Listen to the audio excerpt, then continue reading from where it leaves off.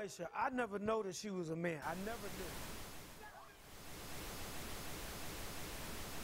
I believe that our education, like such as in South Africa and the Iraq, everywhere like such as.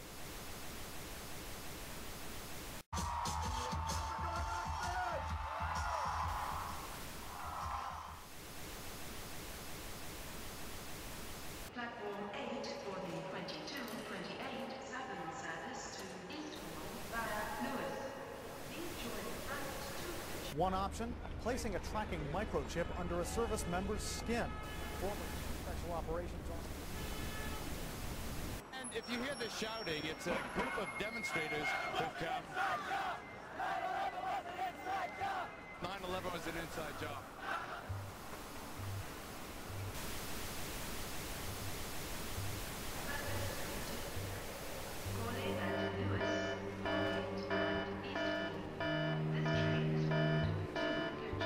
It's no longer a theory. What I'm about to say is fact. The secret organizations of the world power elite are no longer secret. They have planned and are now leading us into a one-world communist government. Well, there have been extraordinary scenes in Berlin tonight as thousands of people gathered to hear Barack Obama deliver key foreign policy speech on his current European tour. The Democratic presidential hopeful laid out his vision for America's place in a new world order, in a new world order, in a new world order. It's not a new idea. President Bush talked about it back in 1991. It is a big idea, a new world order. President Bush said, and it's a phrase that I often use myself, that we needed a new world order. There's a need for a new world order. I call upon all states to join ranks in order to found the new world order of the 21st century. We have before us the opportunity to forge for ourselves and for future generations a new world order. When we are successful, and we will be, we have a real chance at this new world order. And people talked then, in 1990, of a new world order. And the question for us is how we meet and master all these challenges to ensure that Britain enhances its competitiveness in the process and realizes what I believe is our destiny of success in this new world order. So, in conclusion, ladies and gentlemen, a new world is emerging. It is a new world order with significantly different and radically new challenges for the future. And people better understand that they mean exactly what they're saying. It's a new world order they're trying to create, and they're trying to do so not only without approval or consent of the government in this country, but despite the popular will. This is a straightforward assault by the elitists in this country. There is a global meltdown coming. It is a global depression, and one world currency and one world financial system is the end game. China said last week they want one global currency. France said yesterday or the day before that they want one world order, a new world order, at the end of this event.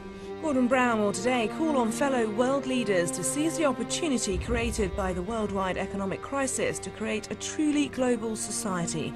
The Prime Minister will use a high-profile speech in the City of London to say that Britain, the US and Europe should join together to create a new, stronger and more just world order. This engineered collapse is there as a massive problem through which you offer the solution, and the solutions are the infrastructure we've been predicting all this time, including the World Central Bank. The goal of this manipulation, and has been for a very long time, is to get the world population to see as a good idea, or the only option in given circumstances that are manipulated into place, the creation of a one-world government, a world central bank which would administer all financial transactions on the planet, a world currency, and a microchipped population linked to a global computer. The wealthy elite who have the money and the power know that if they can create a one world global social system, that they can control the central authority.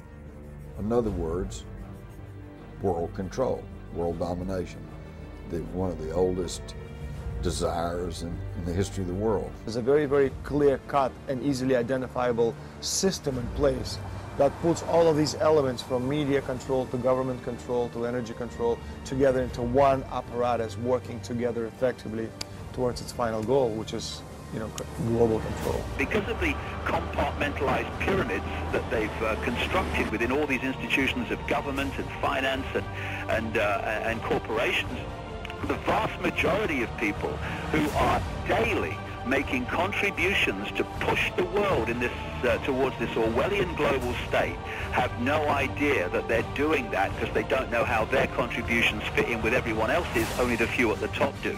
Most people don't have a clue that unelected private bankers actually control the governments of the world.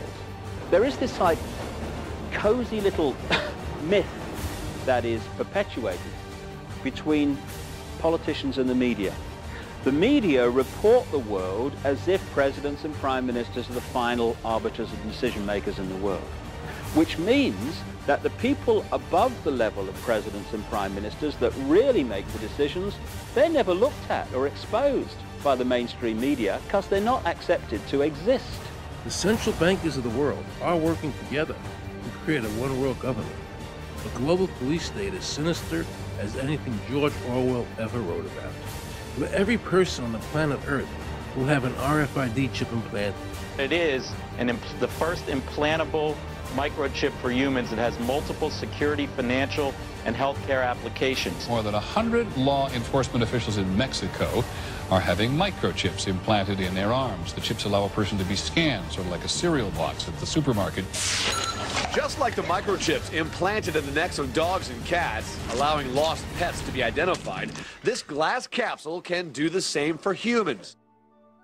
A chip in everybody would be the universal monetary system par excellence, because there'd be no escape from it, and you'd be totally under the control of those who issue the electronic impulses in that chip. The problem throughout human society is that the good men and women do nothing. They don't want power. They don't want control. They want to lead a leisurely life. They want to spend time with their family. They want to lead simple lives. But we are forced throughout society and throughout history and throughout human time to stand up against bullies. And many times we stand up before it's too late. And we reverse the course of tyranny. And more often than not, we don't stand up in time, and horrible things have to happen first, so decadent societies learn why liberty and freedom is so precious. If you think you don't like the situation now, then think what you're going to face a little way down the road, and more than anything, think of what your children are going to have to face. Because you think we live in a controlled society now, this is nothing compared with what they are going to have to live in.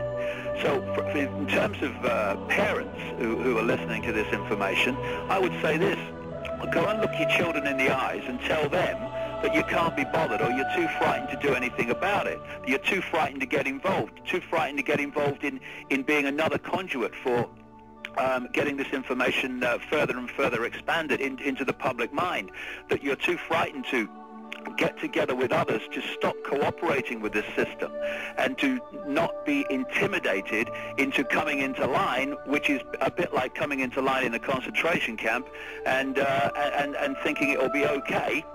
As long as you stay in line and you do as you're told, you'll be fine. And then you realize at the end of it, well, actually, it ain't fine. And if you'd have all rebelled earlier, then you wouldn't be in the situation you're facing now. The point of mathematics alone ought to let us see where the real power is here. There are billions of people, 6 billion, nearly getting on for 7 billion on this planet, who are being manipulated. There are, in full knowledge of what they're doing, a relative handful of those who are doing the manipulating to the end that we're talking about. They think they've beaten us. They think that they're going to have their way with us. And I'm here to tell them they're not going to have their way with us. We are going to defeat them. You guys aren't going to be able to get away with your New World Order, sir. Talk about Bill. You know what New World Order is. You will never get a New World Order. Never. National sovereignty will prevail. The New World Order is going down, sir. You can laugh. Wake up, people. Wake up. Research the New World Order. This is important. Look it up. Investigate it. Your New World Order will fall. Humanity will defeat you.